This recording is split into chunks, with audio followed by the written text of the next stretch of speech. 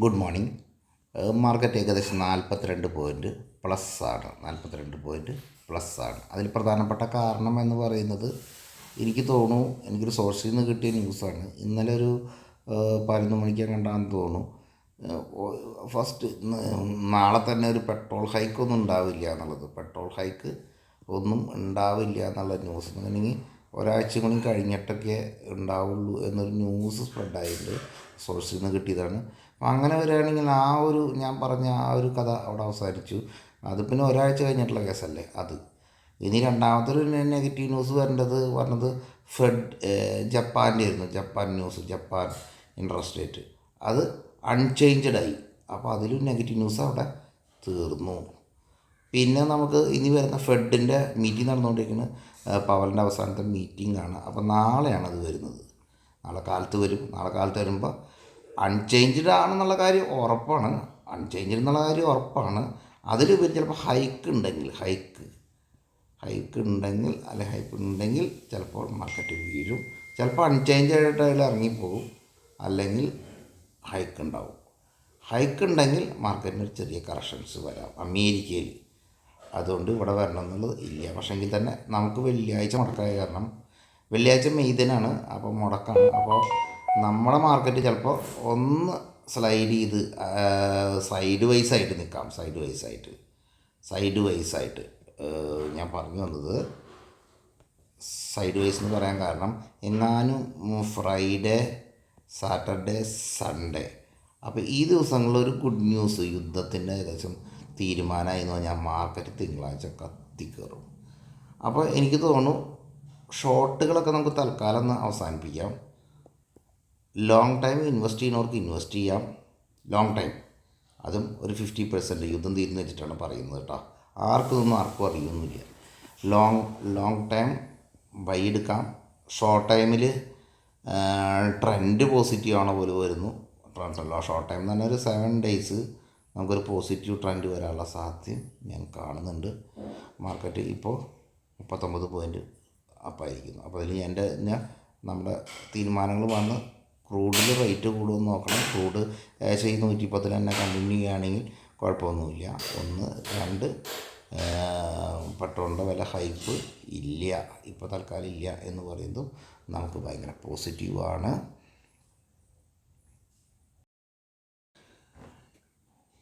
എന്തായാലും ഫൗണ്ടറായിട്ടുള്ള U A E ഒപ്പയ്ക്ക് ഔട്ടാണ്. ഒപ്പയ്ക്ക് നിങ്ങൾക്ക് എല്ലാവർക്കും അറിയാം. റേറ്റ് ഈ രാജ്യങ്ങളിലൊക്കെ ഒപ്പയ്ക്കും ഒപ്പയ്ക്ക് പ്ലസ്സിനും അവരൊഴിവാകുന്നു. ഒപ്പയ്ക്ക് പ്ലസ് ചെയ്യുന്നു. ഒപ്പയ്ക്ക് പ്ലസ് വേറൊന്നുമില്ല. ഒപ്പയ്ക്ക് എന്ന് പറയുന്നത് ഈ ഗൾഫ് രാജ്യങ്ങളാണ് കൂടുതൽ. എന്നാൽ ഒപ്പയ്ക്ക് പ്ലസ്സിൽ കുറച്ച് രാജ്യങ്ങളിൽ ആഡാണ്, പ്രത്യേകിച്ച് റഷ്യ, അവരൊക്കെ ആഡായതാണ് ഒപ്പയ്ക്ക് പ്ലസ്. അപ്പോൾ അതൊന്നും അത്രേ ഉള്ളൂ. അതിലത് വലിയ പഠിക്കേണ്ട കാര്യമില്ല. പക്ഷേ ഈ ഒപ്പയ്ക്ക് എന്നിവർ ഒഴിവാകും തുടങ്ങിക്കഴിഞ്ഞാൽ ഇതിന് റേറ്റ് ഉണ്ട്. റേറ്റ് കൺഫേം ചെയ്യുന്നു. ഞാൻ എക്സസ് ആയിട്ട് ഞാൻ പറഞ്ഞ പെട്രോളിയം ഉൽപ്പന്നങ്ങൾ കൂട്ടുക എന്നുള്ളത്, അല്ലെങ്കിൽ പെട്രോൾ കൂടുതൽ പുഷ് ചെയ്യുക എന്നുള്ളത് UAE പറ്റുമായിരുന്നില്ല. കാരണം ഒപ്പയ്ക്ക് പറയുന്ന ഔട്ട്പുട്ട് മാത്രമേ കൊടുക്കാൻ പറ്റുമായിരുന്നുള്ളൂ. ഇനി അങ്ങനെയല്ല. ഇത് ഒഴിവാകുകയാണെങ്കിൽ ഒപ്പയ്ക്കിന് കൂടുതൽ ഔട്ട്പുട്ട് കൊടുക്കാം. അപ്പോൾ കൂടുതൽ കാശുണ്ടാക്കാമെന്ന് അവർ ആഗ്രഹിക്കുന്നു. അതിലുപരി ഇന്ത്യയായിട്ട് നല്ല ബന്ധം UAEക്ക് ഉള്ളതുകൊണ്ട് നമുക്കിത് നല്ലതാണ്. അതൊരു കേസ്. അത് നമുക്ക് വളരെ വളരെ നല്ലതാണ്. ഒരു കേസ്. രണ്ടാമതൊരു കേസ് എന്ന് പറയുന്നത്, ഈ ഒരു പ്രശ്നം എന്തുകൊണ്ടുണ്ടായി എന്നുള്ള ഈ പ്രശ്നം എന്ന് പറഞ്ഞാൽ, സൗദിയായിട്ട് ഇത് കുറേ നാളായിട്ട് അവർ പല കാര്യത്തിലും സൗദിയായിട്ട് പ്രശ്നങ്ങളുണ്ട്.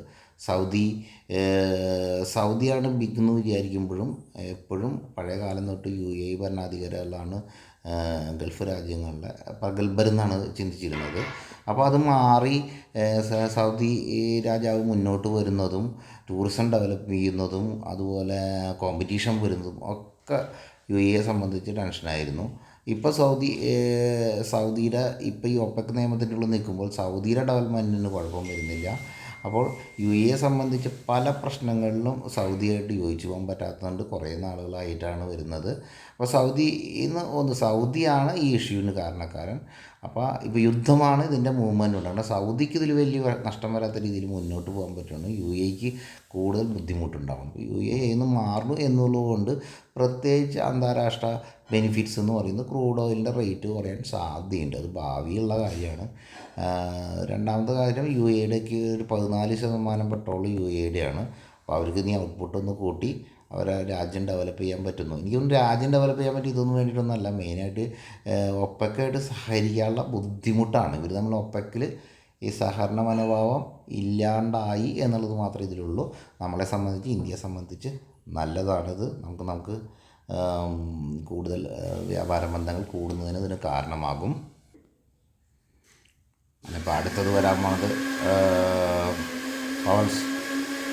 പവൽ സാറിൻ്റെ ഒരു ഞാൻ പറയില്ലേ, ഇപ്പം നമുക്ക് പറഞ്ഞു വരാൻ നോക്കിയത് മെയ് 15